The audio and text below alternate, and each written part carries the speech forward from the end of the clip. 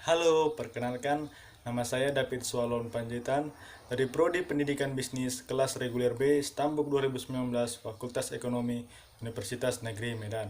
Video yang saya buat ini adalah untuk memenuhi tugas mata kuliah dari evaluasi pembelajaran. Nah, di sini saya akan membawakan materi dari mata pelajaran sosiologi, di mana materi yang saya ambil adalah tentang permasalahan sosial. Di mana permasalahan sosial yang akan dibahas nanti yaitu pertama, pengertian permasalahan sosial, yang kedua, penyebab timbulnya masalah sosial, yang ketiga, beberapa macam masalah sosial, yang keempat, pemecahan masalah sosial, dan yang terakhir, contoh-contoh masalah sosial dan cara mengatasinya. Nah, mari kita simak materi yang akan saya sampaikan berikut ini. Yang pertama itu kita akan membahas tentang pengertian masalah sosial, di mana masalah sosial adalah suatu unsur ketidaksesuaian antara unsur-unsur kebudayaan atau unsur masyarakat yang membahayakan kehidupan kelompok sosial atau menghambat terpenuhinya keinginan-keinginan kelompok tersebut sehingga menyebabkan ketidaksesuaian di lingkungan masyarakat. Masalah sosial merupakan gejala abnormal atau gejala yang tidak dikehendaki. Kadang-kadang masalah sosial dibedakan dalam dua macam persoalan, yaitu dari yang pertama masalah masyarakat, yang kedua problem sosial. Di mana masalah masyarakat yaitu menyangkut analisis macam-macam gejala di lingkungan masyarakat, sedangkan problem sosial yaitu meneliti gejala-gejala abnormal masyarakat dengan maksud untuk memperbaiki atau untuk menghilangkan gejala-gejala abnormal tersebut.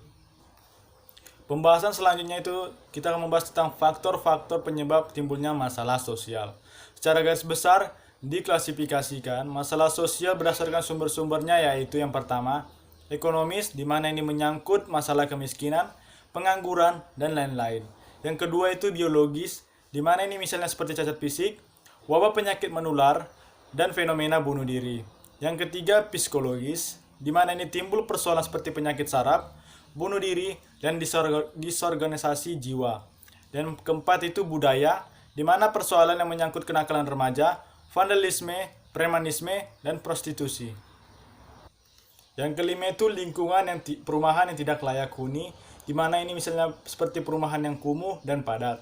Dan yang terakhir itu alam, misalnya bencana alam seperti gempa bumi, meletusnya gunung berapi, tsunami, dan masih banyak lagi.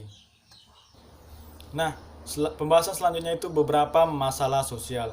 Ada beberapa macam masalah sosial yaitu sebagai berikut. Yang pertama itu kemiskinan, yang kedua kejahatan dan kriminalitas, yang ketiga disorganisasi keluarga, yang keempat masalah generasi muda, yang kelima prostitusi dan premanisme, yang keenam masalah pedagang kaki lima, yang ketujuh masalah sosial akibat bencana alam, yang kedelapan masalah kesenjangan sosial ekonomi, dan yang kesembilan ketidakadilan.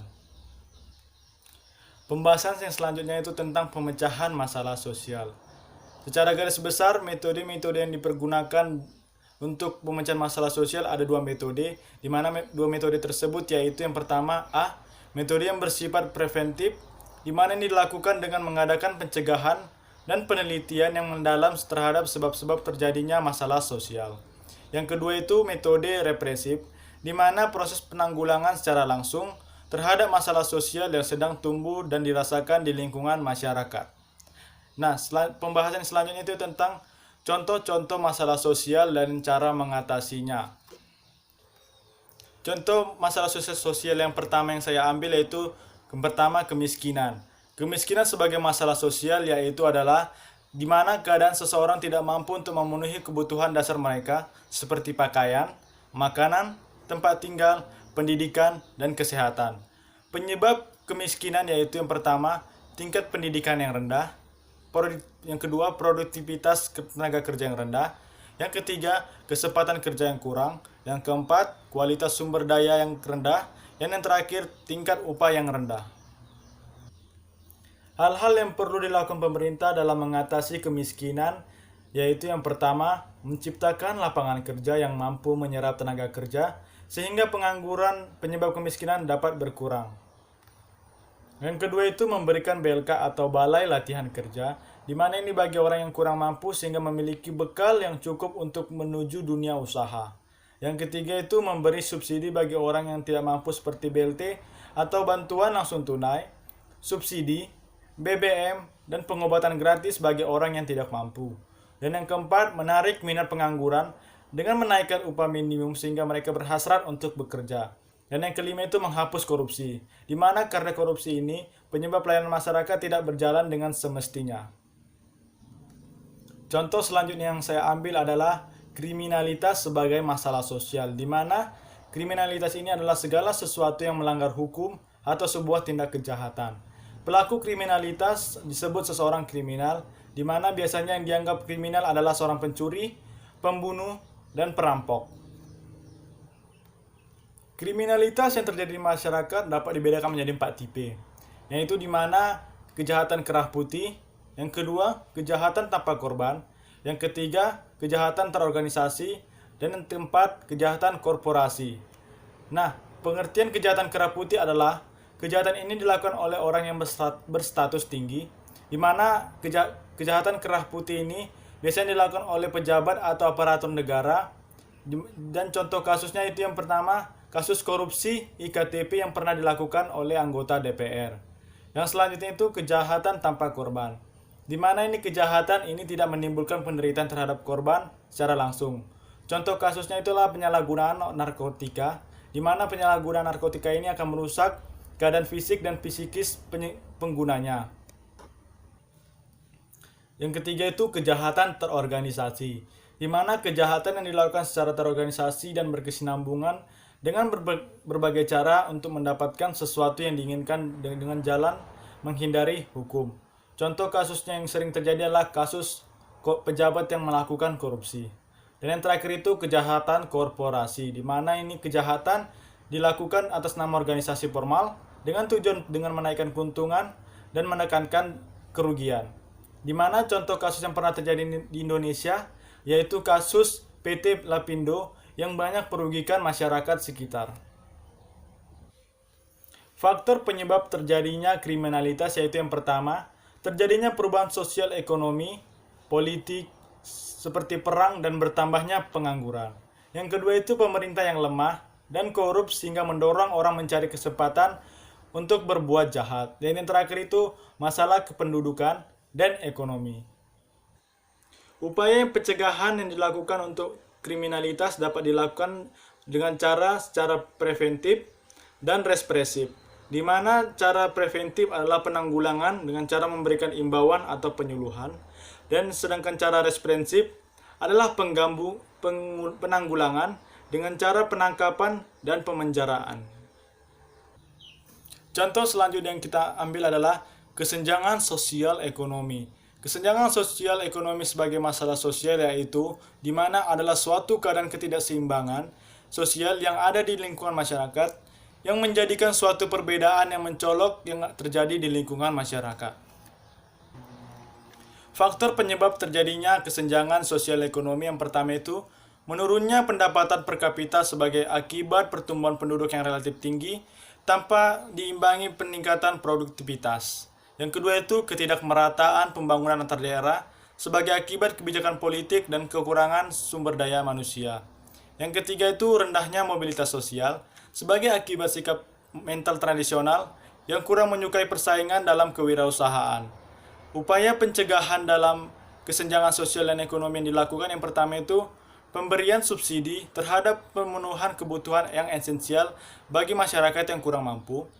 Yang kedua itu menggalangkan program UMKM atau usaha mikro kecil menengah. Yang ketiga pelatihan kewirausahaan untuk menimbulkan jiwa kewirausahaan di kalangan masyarakat. Contoh selanjutnya yaitu tentang ketidakadilan. Ketidakadilan sebagai masalah sosial merupakan tindakan yang sewenang-wenang. Ketidakadilan pada umumnya menyangkut masalah seseorang di mana melakukan hak yang sewenang-wenangnya dan tidak dilakukan secara profesional. Selanjutnya itu bentuk-bentuk ketidakadilan, di mana bentuk-bentuk ketidakadilan ini dibagi menjadi 4 bentuk. Yang pertama itu stereotip, di mana stereotip ini adalah pemberian sifat tertentu secara subjektif terhadap seseorang berdasarkan kategori kelompoknya. Di mana stereotip ini merupakan bentuk prasangka berdasarkan kategori ras, jenis kelamin, kebangsaan, dan tampilan komunikasi verbal dan nonverbal. Selanjutnya itu yang kedua marginalisasi, di mana marginalisasi ini yaitu adalah proses pemutusan hubungan kelompok-kelompok tertentu dengan lembaga sosial utama seperti struktur ekonomi, pendidikan, dan lembaga ekonomi lainnya. Yang ketiga itu subordinasi, di mana subordinasi ini adalah pembedaan perlakuan terhadap identitas sosial tertentu. Umumnya menjadi kelompok subordinasi ini ialah kelompok minoritas, di mana anggota mayoritas dan minoritas diberlakukan dengan tidak seimbang. Yang terakhir itu dominasi, di mana dominasi adalah suatu kondisi yang dialami oleh orang-orang atau kelompok untuk sejauh bahwa mereka bergantung pada hubungan sosial, di mana beberapa orang atau kelompok lain memegang kekuasaan sewenang-wenang atas mereka. Contoh selanjutnya yang kita ambil adalah disargonisasi keluarga, di mana disargonisasi keluarga yang dimaksud adalah tidak berjalannya fungsi dan peranan keluarga, sehingga akan memberikan pengaruh besar dalam kehidupan masyarakat secara umum. Proses terjadinya disargonisasi atau keretakan keluarga ini dilatar belakangi dengan adanya masalah dalam anggota-anggota masyarakat, yang dianggap gagal memenuhi kewajiban-kewajiban yang sesuai dengan peranan sosialnya. Bentuk-bentuk disargonisasi keluarga yang terjadi dalam keretakan keluarga atau sering disebut broken home, diantaranya adalah sebagai berikut. Yang pertama itu, keluarga yang tidak lengkap muncul akibat dari hubungan di luar nikah. Yang kedua itu, keluarga yang mengalami pisah ranjang dan perceraian. Yang ketiga itu, buruknya komunikasi di dalam keluarga yang bisa disebabkan karena adanya kesibukan dalam mengurus anak dan mengurus keuangan. Yang keempat itu, hilangnya pemimpin rumah tangga atau orang tua yang berkedudukan sebagai pemimpin karena meninggal atau dihukum atau bertugas keluar kota dalam jangka waktu yang lama. Yang terakhir itu, terganggunya keseimbangan jiwa salah satu anggota keluarga, terutama jika menimpa ayah dan ibu. Selanjutnya itu contoh-contoh disargonisasi keluarga. Yang pertama itu disargonisasi keluarga karena hubungan di luar nikah. Yang kedua, disargonisasi keluarga karena pisah ranjang. Yang ketiga, disargonisasi keluarga karena buruknya komunikasi. Yang keempat, disargonisasi keluarga karena hilangnya pemimpin keluarga. Yang terakhir, disargonisasi keluarga karena tergantungnya persoalan kejiwaan. Solusi yang akan diambil untuk disargonisasi keluarga antara lain itu melakukan musyawarah apabila terjadi problem dalam keluarga. Yang kedua, meminta saran atau dukungan dari kerabat atau keluarga terdekat. Dan yang ketiga, harus banyak bersabar dalam menghadapi segala perbedaan di dalam keluarga. Contoh masalah sosial yang lainnya adalah bencana alam, di mana bencana alam merupakan bencana yang diakibatkan oleh peristiwa-peristiwa serangkaian yang disebabkan oleh alam, antara lain seperti gempa bumi, tsunami, gunung meletus, banjir, kekeringan, angin topan, dan tanah longsor. Jenis-jenis bencana alam yaitu yang pertama, bencana alam geologi. Yang kedua, bencana alam meteorologis. Yang ketiga, bencana alam ekstraterestrial. Yang keempat, bencana alam wabah penyakit. Selanjutnya itu macam-macam bencana alam. Ada beberapa macam bencana alam yaitu yang pertama seperti bencana alam gempa bumi, yang kedua bencana alam letusan gunung berapi, yang ketiga bencana alam tsunami, yang keempat bencana alam banjir bandang, yang kelima bencana alam tanah longsor, yang keenam bencana alam kebakaran, yang ketujuh bencana alam angin puting beliung, dan yang terakhir itu bencana alam kekeringan. Contoh-contoh bencana alam yaitu yang pertama, contoh bencana alam geologis yaitu seperti gempa bumi, tanah longsor, tsunami, letusan gunung berapi, dan lain-lain.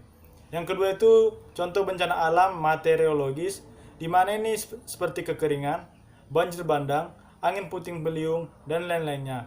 Yang terakhir itu contoh bencana alam ekstraterestrial, di mana ini seperti hantaman atau impact meteor, badai matahari, dan lain-lainnya. Penyebab terjadinya bencana alam ada dua, karena yang pertama itu bencana alam yang diakibatkan oleh alam itu sendiri, dan yang kedua bencana akibat perbuatan manusia. Contoh masalah sosial yang lainnya itu masalah prostitusi dan premanisme.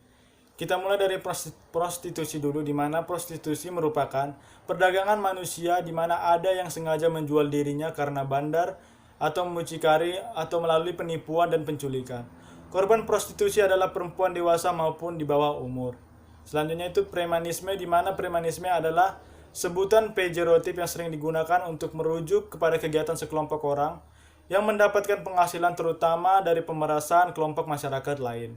Premanisme ini tidak hanya melalui cara-cara pemerasan, tetapi juga kekerasan dan pembunuhan, pembobolan bank, dan korupsi termasuk dalam premanisme. Faktor-faktor terjadinya prostitusi dan premanisme yaitu yang pertama dari prostitusi dulu kita akan membahas, yaitu yang pertama dari ekonomi, di mana saat ini orang-orang akan melakukan apapun untuk meningkatkan perekonomian hidupnya, bahkan dengan melakukan prostitusi online. Yang kedua itu gaya hidup, di mana gaya hidup seseorang dapat menjadi faktor penyebabnya prostitusi. Dan yang ketiga itu lingkungan, di mana lingkungan hidup seseorang dapat menjadi faktor penyebabnya terjadinya prostitusi. Karena jika orang-orang di sekitar mereka berbuat buruk, kita juga akan mendapatkan dampaknya. Selanjutnya itu dari premanisme, faktor terjadinya itu karena yang pertama, fokus kehidupan manusia sudah berubah. Yang kedua, uang adalah kekuatan duniawi. Powernya adalah premanisme dan senjata. Yang ketiga, globalisasi yang tidak dimanajemen dengan baik. Yang keempat, bertambahnya jumlah uang dan perkembangan materi. Yang kelima, kesenjangan sosial menciptakan orang pinggiran. Yang keenam, media cetak dan elektronik yang membantu mendorong timbulnya keinginan. Dan yang terakhir, budaya gila hormat, penghargaan, pujian, dan popularitas. Upaya penanggulangan yang dilakukan untuk mengatasi prostitusi dan premanisme yaitu dapat dilakukan dengan cara yang pertama, upaya yang bersifat reprensif, di mana yaitu melakukan penangkapan pelaku prostitusi dan premanisme di tempat umum. Yang kedua itu upaya yang bersifat rehabilitas, yaitu menampung dan membina PSK dan preman yang tertangkap oleh razia. Yang ketiga itu upaya yang bersifat kontraversi, yaitu disediakan lokalisasi khusus praktek prostitusi. Yang terakhir itu upaya yang bersifat preventif, yaitu di mana berada di tangan orang tua, di mana orang tua berperan untuk memberikan pengawasan, perhatian, dan rasa kasih sayang terhadap anak-anaknya. Contoh masalah sosial selanjutnya yaitu masalah pedagang kaki lima, di mana PKL atau pedagang kaki lima ini adalah pedagang yang di dalam usahanya mempergunakan sarana atau perlengkapan yang mudah untuk dibongkar pasang atau dipindahkan serta menggunakan bagian jalan atau trotoar dan atau tempat untuk kepentingan umum yang bukan diperuntukkan bagi tempat usaha secara tetap. Pedagang kaki lima keberadaannya memang selalu dipermasalahkan oleh pemerintah karena ada beberapa alasan, di mana yang pertama, penggunaan ruang publik oleh pedagang kaki lima bukan untuk fungsi semestinya karena dapat membahayakan orang lain maupun pedagang kaki lima itu sendiri. Pedagang kaki lima membuat tata ruang kota menjadi kacau. Yang ketiga itu keberadaan PKL tidak sesuai dengan visi kota yaitu sebagian besar menekankan aspek kebersihan, keindahan, dan kerapian kota. Dan selanjutnya pencemaran lingkungan yang sering dilakukan oleh pedagang kaki lima. Dan yang terakhir itu pedagang kaki lima menyebabkan kerawanan sosial. Penanggulangan yang dilakukan oleh pemerintah dapat dilakukan dengan cara yang pertama itu seperti pedagang kaki lima dipindah lokasikan ke tempat yang telah disediakan berupa kios. Yang kedua itu kios-kios tersebut disediakan secara gratis dan setiap kios tersebut setiap bulannya ditarik retribusi, di mana bagi pedagang yang tidak pindah dalam jangka waktu 90 hari setelah keputusan ini dikeluarkan akan dikenakan sanksi sesuai dengan peraturan yang berlaku. Contoh selanjutnya yang kita ambil adalah masalah generasi muda. Secara khusus, generasi muda disebut pemuda yaitu laki-laki muda usia 18 sampai 25 tahun dan perempuan pada usia yang sama disebut pemudi. Di mana masalah yang akan timbul di generasi muda yang merasa memiliki semangat muda yang progresif, idealis, bahkan radikal berharap ada dengan generasi tua yang kolot, yang berupaya mempertahankan posisi, status, dan peranan sosial dan budayanya. Situasi konfrontatif ini akan menimbulkan konflik kepentingan, di mana ini terutama pada masa transisi sosial politik. Misalnya pada saat pergantian pemerintahan dari masa Orde Lama kepada Orde Baru, dan masa Orde Baru kepada masa reformasi.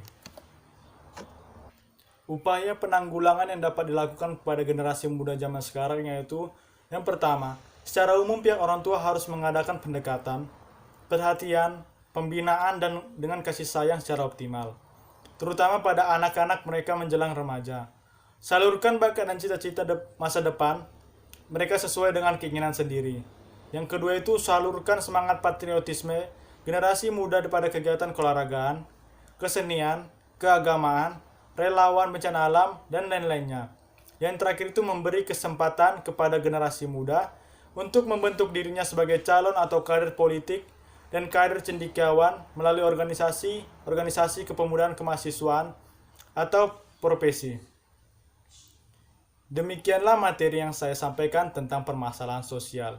Jika ada kekurangan atau kesalahan kata, mohon dimaafkan. Terima kasih.